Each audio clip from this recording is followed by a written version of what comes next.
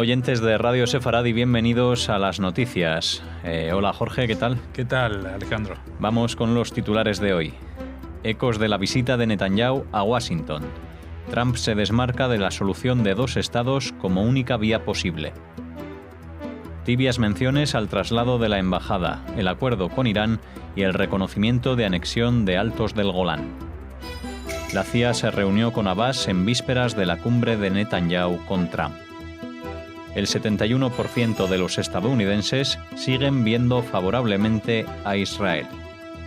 Volveremos con la agenda cultural tras las noticias. Ahora hablamos del presidente de Estados Unidos, Donald Trump, que se desmarcó de una política que han mantenido sus 3 predecesores al poner en duda que la paz en Oriente Próximo deba pasar por la creación de un Estado palestino, aunque pidió a Israel que contenga un poco la expansión de sus asentamientos. Al recibir en la Casa Blanca al primer ministro, Benjamin Netanyahu, Trump concedió una pequeña victoria a la derecha nacionalista de Israel, que aboga por desechar la llamada solución de 2 estados, uno judío y otro palestino independiente, cuyas fronteras se establecerían mediante una negociación de paz. Estoy valorando una solución de 2 estados y de un estado. Me gustará la que le guste a las 2 partes. Puedo vivir con cualquiera de las 2 salidas, aseguró Trump en una conferencia de prensa junto a Netanyahu. Horas antes, un funcionario de la Casa Blanca había dejado en el aire el respaldo estadounidense a la solución de 2 estados al considerar que si ese enfoque no lleva a la paz, tal vez habrá que desecharlo. Bueno, como ven, hoy las noticias están todas centradas en esta visita de Netanyahu a Washington, lo que dijo, lo que no dijo, básicamente lo que dijeron en la rueda de prensa a la salida, porque evidentemente lo que hablaron entre ellos no lo sabremos nunca, a menos que seamos parientes de alguno, pero sí que habría muchos temas de interés y realmente yo creo que estas declaraciones del presidente Trump han descolocado un poquito a Netanyahu porque ha dado una especie de apoyo a estas iniciativas de Abait Yehudi, de anexionar y de acabar con la solución de 2 estados. No es que Trump ha dicho se acabó la solución de 2 estados como defiende Naftali Bennett, sino que ha dicho que si entre las partes deciden que es mejor un estado que 2 estados, que a él no le importa. Vamos a ver, que la solución de un estado, ya hemos visto lo difícil que sería para Israel, pero es que también, y vamos a ver que luego en las declaraciones de Saeb Erekat, del secretario general del Partido Gobernante Palestino, pues dice que sí, que podría ser una solución de un Estado, pero él lo mira desde otra perspectiva, un Estado al que llama democrático, etcétera, pero un Estado que dejaría de ser un Estado judío. Eso es lo que pretende, porque de esa manera pues acabarían con la calidad judía de Israel. Aunque se siga llamando Israel, lo que quieren es, pues nada, en vez de 2 estados, un solo estado para acabar con toda la presencia judía en Israel. Las declaraciones van a ir saliendo a medida que vayamos leyendo las noticias. En este caso, lo único que podemos comentar de esto es que le dijo, no ir demasiado rápido con los asentamientos, con las construcciones, dejar un margen de maniobra para que haya un proceso de paz. Eso es el mensaje que Trump, yo creo que le ha dado a Netanyahu, y lo que pasa es que exponer públicamente de que no necesariamente la salida de este proceso, o sea, la solución de 2 estados, pues lo ha dejado en una situación un poco incómoda con sus socios de gobierno cuando vuelva a Jerusalén. Trump ha suavizado su posición respecto a su promesa de trasladar a Jerusalén la embajada estadounidense en Israel, algo que ha reconocido que no es fácil, aunque aseguró que le encantaría y dijo que está examinando esa cuestión con gran cuidado. La preocupación común por Irán quedó en un segundo plano en la conferencia de prensa, aunque Trump prometió que hará más para asegurarse de que Teherán nunca obtiene un arma nuclear. El primer ministro, Benjamin Netanyahu, manifestó que le pidió al presidente norteamericano que reconozca la soberanía israelí sobre las alturas del Golán. Netanyahu expresó también estar dispuesto a considerar la solicitud de limitar la construcción en los asentamientos en los territorios en disputa. Bueno, ya vemos que en la segunda noticia Netanyahu dijo que estaba dispuesto a limitar la construcción de los asentamientos. Esto es el mensaje, la parte del mensaje con que va a volver reforzado a Jerusalén, a diferencia de la otra mitad de la solución de dos estados. Lo de la embajada, del traslado de la embajada, pues evidentemente esto no es una situación fácil porque esta decisión de devolver la embajada a Jerusalén se tomó hace 20 años y todos los presidentes la han ido aplazando. No sé exactamente cuáles son los inconvenientes y puede ser de que los inconvenientes sean que dentro del propio Israel haya reticencias, no porque no quieran que la embajada venga a Jerusalén y se reconozca a Jerusalén con la capital, sino que esto puede despertar una nueva ola de violencia. Entonces, yo creo que Netanyahu o los gobiernos anteriores también le han pedido a los presidentes norteamericanos que no den ese paso hasta que no estén seguros de que se inicien unas conversaciones de paz y se tengan ciertas garantías de que el gobierno palestino no va a mover ficha para incitar a la violencia en el caso del traslado de la embajada a Jerusalén. Porque ya en el pasado uno puede decir, no, pero la violencia, las intifadas nunca han sido algo espontáneo. Por lo menos la segunda intifada no lo fue promovida por el propio Arafat. Y también la ola de ataques con cuchillos, atropellos y todo esto, la llamada intifada de los cuchillos, que empezó en octubre del 2015, también fue manipulada desde el propio gobierno palestino. Así que solamente cuando consigan cierto compromiso de que el gobierno palestino va a intentar frenar este tipo de reacciones es cuando el gobierno de Estados Unidos seguramente pueda dar el paso. Pero también puede ser que sea una condición que le exijan los palestinos para sentarse en la mesa, es que no dé ese paso. Así que está en una situación incómoda. También no se ha dado mucho énfasis al tema de qué va a hacer con Teherán, con Irán. Pues ya esto, yo creo que Trump intenta desligar lo que es la visita de Israel y los intereses de Israel del problema que tiene con Irán, y yo creo que hace bien porque si no parecería que si mueve ficha con Irán es porque tiene un problema con Israel, y en realidad el problema de Irán es un problema de fiabilidad que afecta en primer lugar a los países suníes de la zona, especialmente Arabia Saudita y Egipto. O sea, aunque Irán ha prometido destruir al ente sionista, como llama Israel, pues sus misiles y bombas en camino de construirse estarán apuntando a Riad y estarán apuntando al Cairo. El presidente palestino Mahmoud Abbas mantuvo un encuentro esta semana con el director de la CIA en el que abordaron asuntos de seguridad y la solución de los dos estados. El jefe de la inteligencia palestina fue el encargado de preparar el encuentro después de entrevistarse hace una semana en Washington con el director Pompeo y miembros del Ejecutivo estadounidense.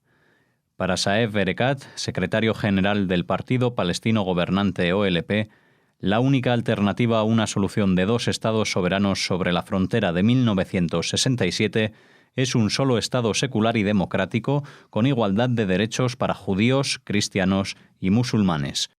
Un Estado democrático para todos en toda la Palestina histórica. Claro, lo que pasa es que fíjate que civilino, porque dice la única alternativa a la solución de dos estados sí se puede hacer, pero entonces es un Estado único que es secular democrático para judíos, cristianos y musulmanes, pero eso... eso en el Apocalipsis, esto de que convivan en un solo estado en perfecta armonía, cuando en los territorios, por ejemplo, que controla la autoridad palestina, pues ni siquiera los árabes cristianos están seguros, y no te digo de los judíos. Vamos a ver si ellos no tienen problema en participar de un estado secular y democrático, ¿por qué no aplican esos principios a lo que están dirigiendo? en Palestina, en la autoridad palestina, porque ahí, por ejemplo, el tema democrático, que las últimas elecciones fueron hace 10 años, pues deja un poquito que desear, ¿no? Y que sea secular cuando el líder, el presidente Mahmoud Abbas, todo el tiempo está invocando que los judíos quieren conquistar Al-Aqsa y quitarnos los centros y que cualquiera que vaya a morir por la yihad será bendecido. O sea, de esto está muy lejos de unos principios seculares y democráticos. Y de igualdad de derechos ni hablemos porque entonces ya nos quedamos con cara de tontos. Pero claro, él lo presenta como diciendo, como esto no hay quien se lo trague, pues la única solución posible es la que él dice. 2 estados sobre la frontera de 1967. Existen otras posibilidades, señora Erekat, se pueden hacer 2 estados sin que la frontera del 67, que no es una frontera, sino una línea de armisticio con otros países, no con Palestina, porque Palestina nunca fue un ente que fuera un estado, o sea que la línea de armisticio fue con Egipto y fue con Jordania y fue con Siria, o sea que ahí no hay fronteras. O sea que está faltando a la verdad, como se dice. Luego también quería contestar o traer a colación algo que se me olvidó de la noticia anterior, que es que Netanyahu le ha pedido el reconocimiento de la anexión de los Altos del Golán, que se produjo en los años 80. Se produjo una anexión de Israel de unos territorios conquistados o reconquistados en la guerra del 67, en la guerra de los 6 días, que son los Altos del Golán. ¿Qué son los Altos del Golán? Es la frontera con Siria, en la cual pues, los sirios estaban arriba, los judíos estaban abajo, y los sirios desde arriba machacaban a los judíos de abajo. Lo que han hecho es anexar lo que es la pendiente que sube hasta los altos, a estar al mismo nivel que el enemigo. En kilómetros cuadrados es una cifra totalmente absurda, pero que es trascendental para la seguridad del país. Y en este caso, encima tenemos que vernos con quién es Siria hoy en día. O sea, a quién se le ha arrebatado los derechos a un país que es fallido por los 4 costados, que está inmerso en una guerra civil hace muchos años y en el cual pues la única salida más o menos que se puede vislumbrar es un desmembramiento en el norte de los kurdos, en el este los chiitas, en Damasco alguien que reemplace a Bashar al-Assad. No se sabe muy bien qué va a pasar, pero tampoco creo yo que el presidente Trump vaya a tomar una decisión en ese sentido. Simplemente es una primera toma de contacto y Netanyahu ha puesto todas las cartas sobre la mesa. Le ha dicho, bueno, Irán es esto, sobre Siria queremos esto, sobre Daesh vamos a hacer esto, sobre Hamas esto y lo otro, aunque no han comunicado qué es lo que piensan hacer. Según una encuesta de Gallup, el 71% de los estadounidenses ven a Israel favorablemente, siendo este el 4º año consecutivo en que el Estado judío ha recibido una calificación favorable de 70% o más.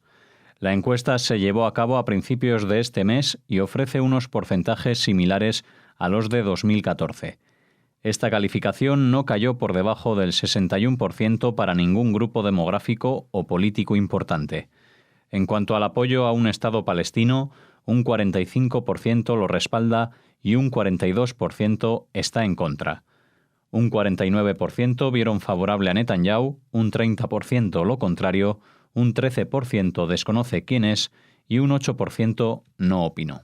Bueno, la verdad que son cifras que a mí personalmente me llaman la atención porque me parecen muy grandes, que el 71% de los estadounidenses ven a Israel favorablemente. Pensaba que no era así, porque han habido muchas manifestaciones e iniciativas de movimiento BDS en las universidades americanas, etcétera, etcétera. Pensaba que el porcentaje era menor o que el porcentaje había disminuido y me asombra que por 4º año consecutivo pues este apoyo permanece. Me imagino que incluso habrá sorprendido también a los propios americanos, que se conocen a sí mismos mejor, pero que en los últimos años, especialmente desde las últimas elecciones, han visto como el país en sus opiniones está dividido, y que hay una cierta grieta o fractura dentro de la sociedad americana, pero con respecto al tema de Israel parece no haberla, o por lo menos que no le ha afectado de momento. Lo que también revela esta encuesta es que no solamente que el apoyo a Israel es mayoritario, sino que el apoyo a un Estado palestino no es, si bien es mayor los que están a favor que los que están en contra, pero la diferencia es mínima y en ningún caso determinante, ¿no? Estamos hablando de un 45% frente a un 42%, con lo cual hay flotando allí un 5 más 8, 13% de gente que no se decide o no opina sobre este tema, con lo cual no está tan clara la solución de dos estados para el público, para la gente de la calle en Estados Unidos. Y esto es lo que en realidad ha venido a hablar Trump y que tanto está escandalizando al mundo diplomático, que ya se ha pronunciado en contra de los de la Unión Europea y un montón de países diciendo, ¿cómo? La única solución es la solución de dos estados. Bueno, lo que ha venido a decir Trump y que respaldan las encuestas y que había anticipado un portavoz hace unas horas antes de que lo dijera Trump es que esta táctica de la solución de dos estados se ha estado probando. No es que se ha probado una semana o un año o 2 años. Está siendo sometida a presión para que funcione durante más de 20 años y no ha funcionado. No ha funcionado hasta el punto de llegar a bloquearse cualquier comunicación en el tema de negociaciones de paz. O sea, el camino allí está tan bloqueado que alguien ha dicho, bueno, a ver, igual hay alguna otra salida. Y si no hay otra salida, por lo menos el pronunciar que puede haber otra salida puede ser lo que abra la puerta o abra una pequeña rendija en la puerta para que la solución de dos estados pueda volver a funcionar. Que como habíamos comentado ayer, eso está totalmente en la cancha de los palestinos, que son los que tienen bloqueados absolutamente todo el tema de las negociaciones porque ponen cada vez más condiciones para empezar a hablar, no sobre la mesa de las negociaciones, sino las condiciones que ponen para ponerse a hablar. A ver si con esta iniciativa que ha mencionado Trump de la mediación de países suníes como Arabia Saudí, Egipto, a ver si con este susto que da el monstruo Trump con sus declaraciones diciendo, bueno, como sigan así, a mí me da igual si son dos estados o es un estado, pero si la cosa se tranquiliza. Pues a ver si esto asusta un poquito a los que tiene que asustar para que tomen las decisiones correctas y se acerquen a la mesa donde hay que hablar para que no siga muriendo más gente de ningún pueblo. Bien, Jorge, pues terminamos aquí las noticias de Radio Sefarad. El lunes regresaremos con otras diferentes, alejadas un poco de los temas políticos. Te despedimos hasta el martes y un Shabbat Shalom para todos nuestros oyentes. Shalom. Gracias, Alejandro. Volvemos ahora, hacemos una pausa y regresamos con la agenda cultural.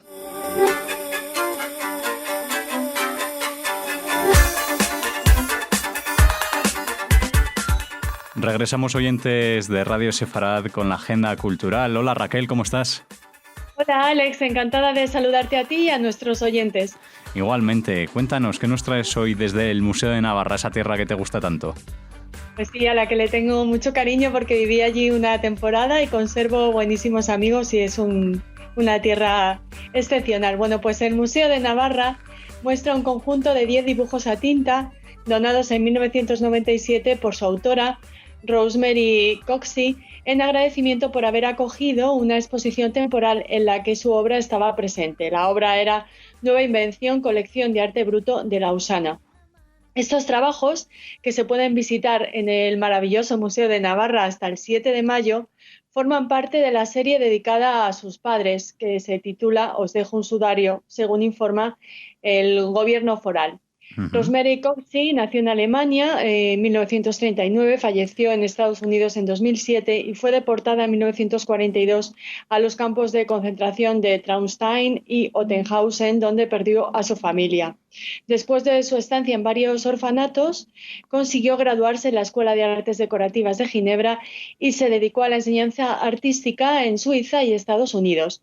Empezó iniciándose en el campo de los tapices, pero en la década de los 80 encontró que en los dibujos en tinta sobre papel, se expresaba de mejor manera su experiencia durante el Holocausto, durante la Shoah. Dime, Alex. Sí, nada. Creía que me decías algo. Bueno, sobre su trabajo, la autora dijo que no pretendía ser una artista, sino que trabajaba cada día como una obrera en la memoria colectiva. Yo soy solo alguien que hace justicia, afirmaba. Los dibujos están numerados del 16 al 25 y fechados entre el 17 y el 22 de diciembre de 1996 y se exponen acompañados de documentación que el artista envió junto a ellos. Los textos han sido redactados por Celia Martí Larumbe, doctora en Historia del Arte, quien realizará una visita guiada el miércoles 8 de marzo a las 6 de la tarde. Así que si tienen la suerte de estar en Pamplona ese día y a esa hora, no se pierdan esta visita guiada. Y si no, tienen hasta el 7 de mayo, ya saben, para acudir al Museo de Navarra y disfrutar de este conjunto de dibujos a tinta de Rosemary Coxey. Vamos a trasladarnos ahora, Raquel, a Tel Aviv, porque hablamos de esa línea directa desde Málaga a Tel Aviv-Málaga, de la que hemos hablado ya en Radio Sefarad, pero bueno... Parece que en la Feria Internacional de Turismo están dando un poquito más de visibilidad a esta línea, ¿no? A este trayecto. Y no solo eso, los malagueños están a tope a la conquista de Israel, Alex. Nos hacemos eco de una información que publica Salem Ergi, nuestro compañero en El Mundo, nuestro antiguo colaborador. Y eso, nos cuenta Salem Ergi que aprovechando la creación de esta nueva línea aérea directa Tel Aviv-Málaga, de la que les hablábamos, como decías, creo que fue en las noticias de los lunes, las noticias de los lunes, bueno, pues una delegación malagueña, ha estrechado lazos en Israel y vende un producto turístico, dos productos turísticos que se llaman Sabor a Málaga y Costa del Sol. Y así han visitado la Feria Internacional de Turismo en Tel Aviv. Han promovido allí el turismo y la cooperación empresarial, asistiendo a esta Feria Internacional de Turismo que se ha celebrado en Tel Aviv, pero también se han reunido en Jerusalén y han exhibido los atractivos de la cocina malagueña. Han dicho que representantes de esta delegación dicen que confían mucho en Andalucía como destino turístico para los israelíes. Málaga, recuerdan, tiene el cuarto aeropuerto más grande de España y ofrece un gran mercado que hasta ahora no tenía un servicio regular y directo. Esto ha dicho el director general de la compañía israelí Sundor, ya saben, la filial de El Al, Michael Stramburger, sobre esta nueva línea que ya estará operativa a partir del 28 de mayo y que conectará 2 veces por semana la Costa del Sol con Tierra Santa.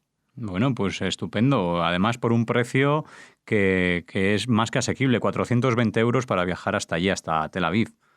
Bueno, podían haber hecho un pequeño esfuerzo, porque tampoco es que sea absolutamente barato, pero bueno. Hombre, asequible quiero decir en cuanto a precios de avión y el trayecto, ¿no? Que es largo. Sí, pero bueno, que vamos a ver si consiguen, además de hacernos felices con esta nueva vía de llegar a Israel, si consiguen bajar un poquito el precio, pues tampoco importaría.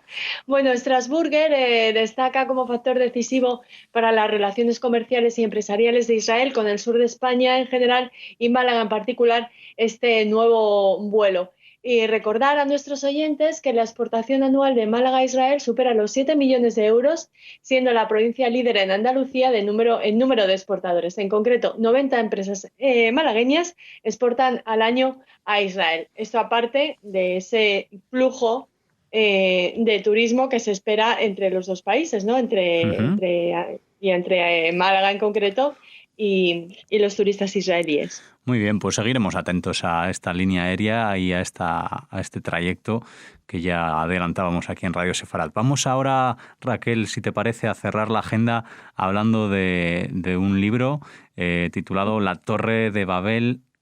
Perdón, No. Está titulado por La Torre de Babel Ediciones. Sí. Sí. Se titula Morir por la Argentina. Cuéntanos. Pues mira, Morir por la Argentina es nuestra habitual recomendación de los viernes, la recomendación literaria, ya saben, pero también es un homenaje al fiscal, en mi opinión, Alberto de muchos Nisman. asesinado, Alberto Nisman. Morir en la Argentina, publicado por La Torre de Babel Ediciones, es el último libro de Gustavo Pereknik acerca de la vida y de lo que significó el papel de su amigo y confidente, el fiscal Alberto Nisman. Es una excelente muestra del género no ficción, donde el autor deja de alguna manera correr su pluma a través del mundo de su imaginación y no solo el de los datos, que como siempre son rigurosos. Un segundo es también, tiene muchas cosas que decir, ha comentado Pereknik, y no puede decirlas si no crea un personaje. Son cosas imposibles de volcar en un ensayo y por eso ha acudido a la novela para expresarse. Dice que la novela es más rica, aun sin mentir permite detenerse en ciertas reflexiones que no cabrían en un ensayo. En Morir por la Argentina abandona los juegos filosóficos y las fantasías históricas que había en sus obras previas, y aquí Pereknik, al igual que en su anterior novela, Matar sin que se note, ofrece datos verdaderos, todo es verídico y los nombres de los protagonistas son los reales. La brillante carrera del fiscal Alberto Nisman y su denodada lucha por exponer la verdad en numerosos foros internacionales emergen en esta apasionada crónica de su amigo, biógrafo y confidente. Gustavo Pereknik ha dicho: sé que estoy escribiendo la verdad de un testimonio, pero lo que más me interesa es que esa verdad tenga valor. En el caso de una crónica novelada, la parte de crónica tiene que ser verdad y la parte de novela tiene que ser buena. Absolutamente de acuerdo con lo que dice Pereknik. Bueno, pues veremos cómo la recibe el público y te agradecemos como cada fin de noticia y agenda semanal que nos traigas esta recomendación literaria. Así que nada, volveremos con las noticias de los lunes. Desear a todos nuestros oyentes de Radio Sefarad un Shabbat Shalom y para ti también, Raquel. Exacto, muchas gracias, Alex. Shabbat Shalom para todos.